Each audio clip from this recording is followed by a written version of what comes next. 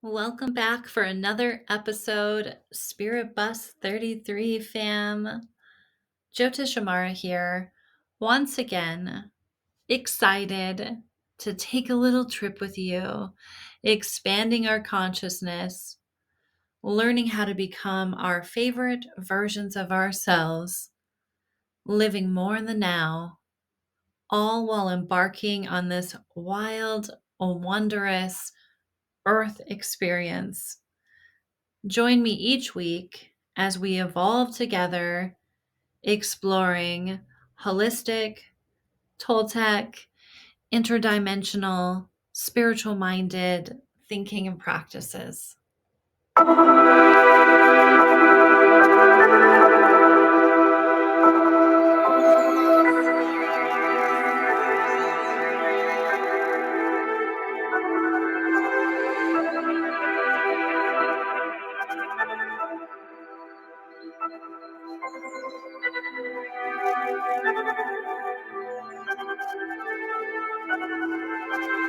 Your spiritual beings having a human experience.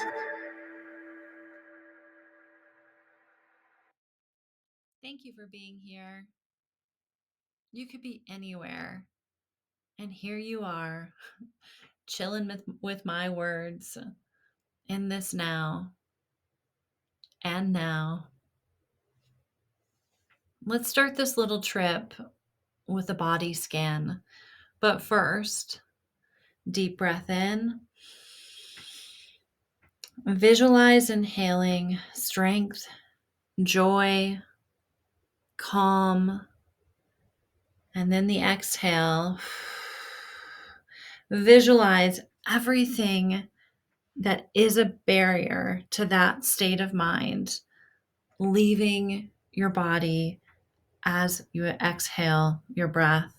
One more time, in, out.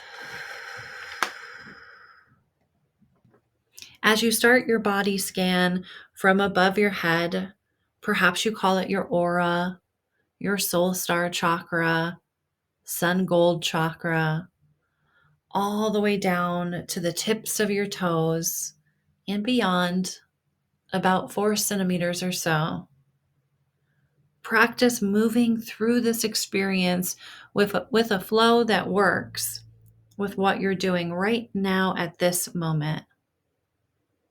Slow or fast, whichever speed that you're able to pick up on the cues that a need is present. Your bun is too tight, adjust. You're thirsty, drink. You're tight in an area, stretch. Pause the audio if needed to be able to take your time, to be present. The scan intended to relax you, to put you into mindful motion with your needs. Perhaps incorporate some progressive relaxation, a slight tightening up of an area and then release. Or some autogenic relaxation, a visualization that creates a desired state of being. Creating a routine for your mind, your body, your belief system, your connection is vital to relieve the stress of this earth experience, to increase your desired state of being. Today, we're taking a little jaunt down the road of you, of I. A journal might be helpful for this upcoming question. Who are you? Describe yourself in detail, however it comes out. There's no wrong way. You choose. How would you describe this? Who are you? After you write down as many things as possible, imagine someone close to you reading the entirety of your description and perhaps agreeing with most, but disagrees with one or more part. So you take it out, reword it to fit their opinion, and then another close homie reads, disagrees, and then you change that part of your written description again to accommodate their viewpoint. And this happens over and over. And at some point, your original written description is not nearly the same, but you create an attachment to the most revised version and you live out that experience. This is and has been happening in real time since you started this earth experience. Younger years, perhaps the slight crinkle of a disapproving nose, shake of the head, face expressions of disapproval was so influential to shift how you felt about yourself, to shift your description of yourself. Our formative year is often easily malleable, which continues until the awareness develops that not all of who you are is who you are. You, well, we then start to sift through ourselves, trying on different versions to find the authentic, the aligned one. This process, it can be full of light, beautiful, joyful, whimsical, and it also can be painful, dark, sad. The awakening process can feel like you're losing your mind. A shattering of the old self, a sacred expansion, a unique person centered journey of learning about the true self, the authentic self. Don Miguel Ruiz Jr., the Mastery of Self, shares 7 billion people will see you in 7 billion ways. And every one of those masks is a single person's understanding of who you are. Your awareness allows you to not believe any one of their projections because you don't need a mask in order to experience who you are. You choose to see each mask as a mirror that will reflect different aspects of you, which you can either learn from or not. As the awareness increases, the art of creating yourself becomes this vulnerable expression. This expression observes. It observes yourself at all times, observes your interacting with others. If, well, I should say when, you find yourself out of alignment in an interaction, the unlearning and relearning process continues or starts to take place. Who am I being right now? What does this interaction produce? Why does it? Can I come into alignment with this person present? If I were to be in alignment, would this person continue to be present? Am I acting out old masks, previous versions of myself to accommodate this person's version of me? Perhaps the person has another version as well. An example: when I'm around this person, I might observe myself gossip, and I'm unaligned with gossiping. I can either blame the person as the catalyst for gossip, or I can recognize that the unaligned presence of myself is, is present.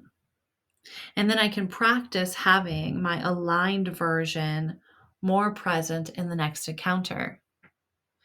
Leaning into Toltec wisdom can start working on not taking their gossip personal, not making assumptions about why they show up that way, being impeccable with our own word and doing our best in every single encounter. Then these encounters, they don't need to be rigid. They don't need to take on this bad, good, wrong, right connotation, and they can be the setting for practice. For it takes practice to come into alignment. Rewiring years of behaviors and mannerisms without practice, how would you know if your alignment is working? A whole different example of unlearning, rewiring is repetitive phrases. For me, there are repetitive words sprinkled into my sentences, including, you know what I mean? Like, um, my unaware automatic self sprinkles these words in without any awareness, and they are abundant. When I stay present, fully aware, I'm able to somewhat refrain from these conditioned decorations. To unwire this, it takes practice. Without the awareness that is happening, and without the practice, nothing would change. If I removed any chances for me to speak out loud to others freestyle, I would not have the chance to change this, to unlearn this. When we choose to change, evolve, rewire, unlearn, the most important step is to check in, ensuring that the change is your desire, your wishes, aligned with your most favorite version of yourself, your authentic self. Of course, compromise is different. We might compromise with people we love. We might say yes to the pots in this cupboard, even though another one might be our most preferred. This is not that. This is who we are, how we express the me, the I. This is the beautiful, sacred expression. A reading from the Osho deck, first card, guidance. As we're becoming our most favorite version of ourselves, as we're becoming aligned, as we're observing ourselves interact with other people, and we're seeing the multitude of things that we want to work on, is to not forget that we've had many ancestors that have come before us, that there are many healed ancestors available to us. There are spirit guides, there are entities, beings, there is past wisdom, there is current wisdom. Whatever your belief system is, this card reminds you you're not alone, to reach out, whether it be prayer or talking to your guides or talking to someone who's still having this earth experience, a mentor, a coach, a therapist, a family member, is a reminder that this work, while it can be done solo in your own mind, is the guidance, the assistance that comes from other people is so valuable.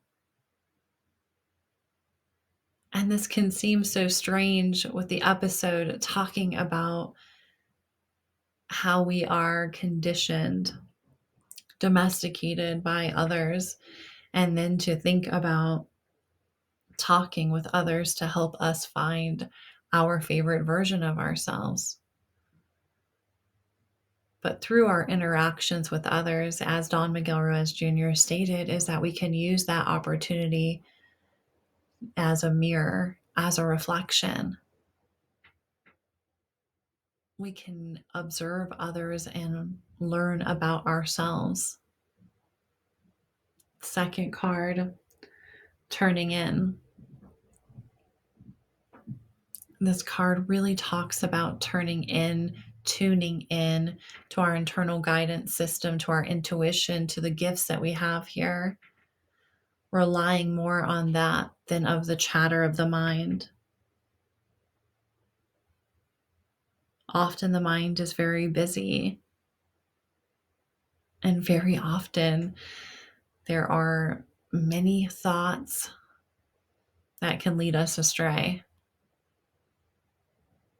that can take our progress and can make it into something that is negative. So, reminding you have a choice on what thoughts you entertain. What we think about expands. So, when certain thoughts come in, is to practice reframing, practice redirecting, practice intentional thought, practice meditation to be able to find the space in between thoughts and to be able to make that space bigger and bigger. And then to be able to find that space no matter what you're doing in any type of setting. Last card, receptivity. And through this whole process is being open and receptive to learning. If you think about perhaps your 5 year ago self, maybe you look back and you say, wow, there were a lot of things I wasn't aware of. There are so many things I didn't know then. There is so much growth that has happened. You might even be able to do this with 1 year, 6 months, a month. So being open and receptive to this is not your final version of yourself. The things that you believe in right now, they may change. That's the part of being vulnerable. And we're changing into different versions of ourselves in real time in front of other people. So being receptive and being open to be able to do that publicly. And while it might not be on a public platform the same as what I'm doing here, you're still doing it in public amongst your family, your friends, your coworkers. Being receptive to being able to hear something that challenges your own belief system, to be able to sit amongst different opinions and not take the extreme opposite personal, knowing that there are, as Don McGill Ruiz Jr. says, there's 6 million different perceptions of you, of the world. We can focus on our own. We can focus on what we believe is happening here and fine tuning our relationship with ourselves and with others.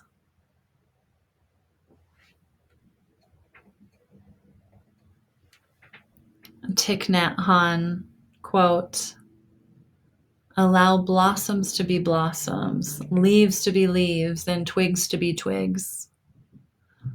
Beautiful quote. Allow yourself to be yourself. Allow others to be themselves.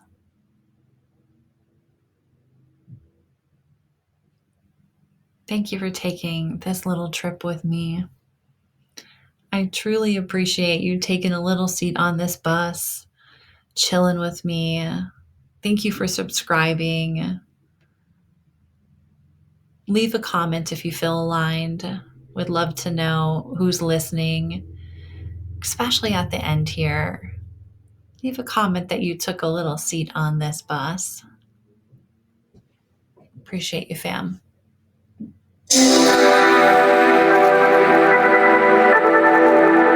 Thank you for tuning in.